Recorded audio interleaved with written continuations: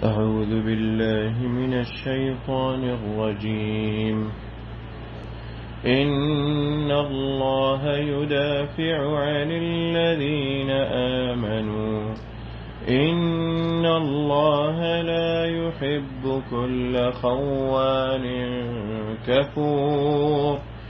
آگے اللہ کہتے ہیں ان اللہ، بے شک اللہ تعالی ہے، یدافع جو دفاع کرتا ہے، عن الذین آمنوا جو ایمان لائے، وہ لوگ جو ایمان لائے اللہ تعالی ان کا دفاع کرتا ہے. ایمان لانے کے بعد اللہ تعالی ان کا دفاع کرتا ہے. ان اللہ، بے شک اللہ تعالی لا یحب، نہیں پسند کرتا، کل ہر خوان کفور، خائن. خوان جو ہے یہ مبالغہ کا صیغہ ہے، فعال سے ہے، مبالغہ کا صیغہ ہے اور یہ خیانت سے ہے لفظ، یعنی ہر وہ شخص جو خائن ہے، کفور جو ناشکرا ہے، کفر کرنے والا ہے. اب اس کے اندر اللہ تعالیٰ نے اس آیت میں یہ چیز اللہ نے واضح کی کہ اللہ تعالیٰ ایمان، یعنی ایمان اور اللہ تعالیٰ کی مدد یا اللہ تعالیٰ کا دفاع اہل ایمان کے لیے، یہ دونوں چیزیں ملازم ہیں، ایک دوسرے کے ساتھ ہیں. یہ دونوں چیزیں کبھی الگ نہیں ہوتی. ایک شخص جو ایمان لایا اور جو اللہ تعالیٰ کے دین پر صحیح طریقے سے عمل کرتا ہے پورے یقین کے ساتھ، اللہ تعالیٰ ہمیشہ اس کا معاون رہے گا، اللہ تعالیٰ اس کی مدد کرے گا. اپنے تمام معاملات اللہ تعالیٰ کے سپرد کر دیں. یہ چیز ہاں کبھی اللہ تعالیٰ کی معاونت یا اللہ تعالیٰ کی مدد مؤخر ہوتی ہے، لیکن اس سے اللہ تعالیٰ ایمان کو دیکھنا چاہتے ہیں کہ میں دیکھوں میرے بندے کا ایمان کتنا ہے، میرے بندے کا ایمان کیسا ہے میرے متعلق، کیا وہ میری اس عقیدے پر رہتا ہے جو میں نے بیان کیا اپنے رسولوں کے ذریعے، یا وہ کسی اور کی طرف جانے لگتا ہے. جب دوسروں کی طرف جانے لگتے ہیں تب اللہ تعالیٰ کی مدد نہیں آتی. تب نبی اکرم صلی اللہ علیہ وسلم نے جیسے فرمایا کہ وکیل الیہ، کہ وہ جو دوسری چیزیں ہیں ان کی طرف وہ اس کا معاملہ ان چیزوں کے ہاتھ میں دے دیتا ہے اللہ تعالیٰ.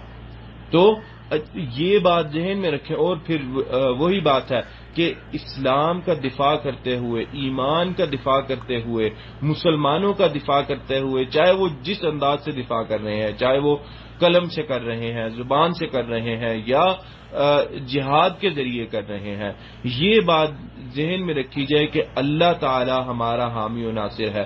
کیوں ہم نے اپنے معاملات اللہ کے سپرد کیے، اور اللہ کے سپرد اور اللہ کے سپرد جب ہم نے کر دیے تو اللہ تعالی ہمارا حامی و ناصر ہے. اللہ تعالیٰ فرماتے ہیں الیس اللہ بکاف عبدہ، کیا اللہ تعالیٰ اپنے بندے کے لیے کافی نہیں؟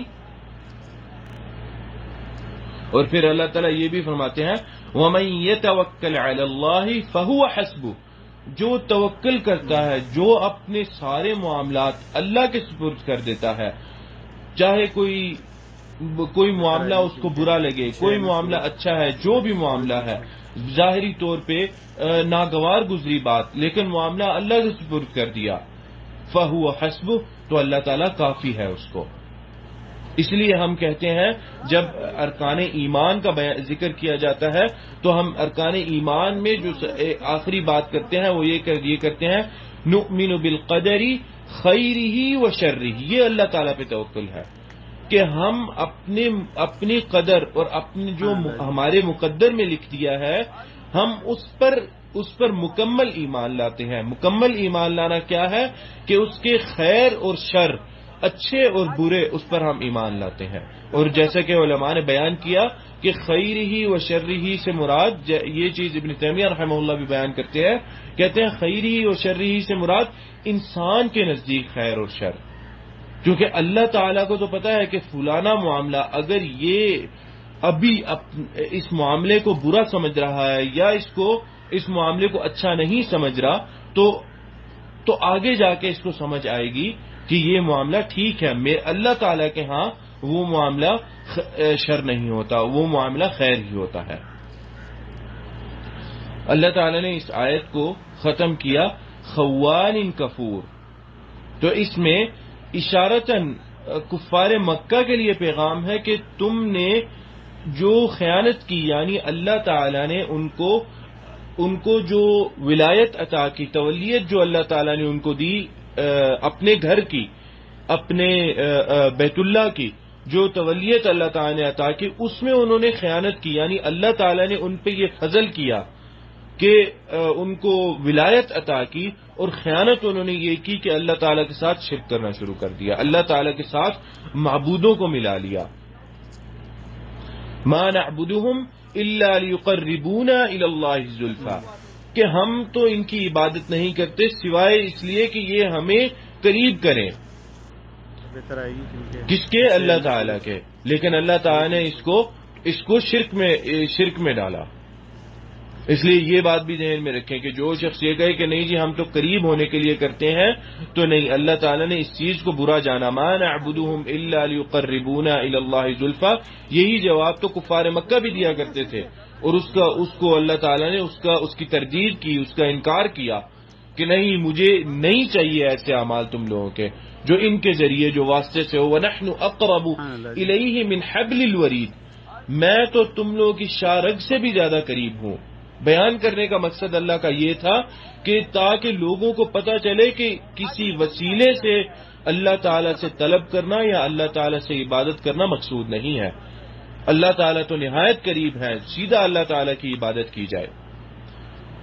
اور یہ تھا اشارہ وہ کفار مکہ کے لیے اس آیت میں کہ تولیت دی گئی اور تم نے لوگوں کو جو اہل حق ہیں ان کو آنے سے روکا، شرک شروع کر لیا اور اس کے اندر بت رکھ دیے.